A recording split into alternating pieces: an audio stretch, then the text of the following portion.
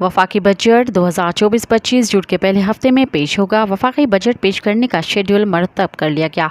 कौमी असम्बली का बजट इजलास 5 जून को शाम 5 बजे तलब किया जाएगा।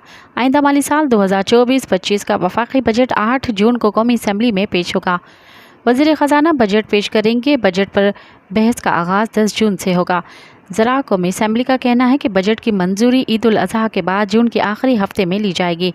दूसरी जानब आइंदा सालाना बजट 2024-25 में ट्रैक एंड ट्रेस सिस्टम वसी करने का फैसला किया गया है।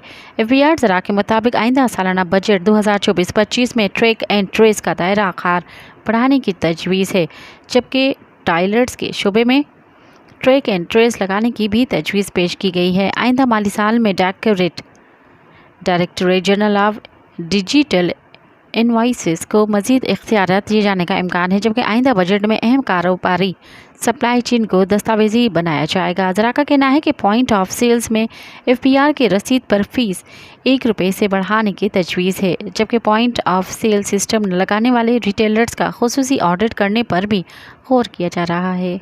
मज़ीद ख़बरन ऐं तफ़सीलात लाइ विज़िट कयो असांजी वेबसाइट www.awamiNewsHD.com ऐं ॾिसंदा रहो अवामी न्यूज़ HD।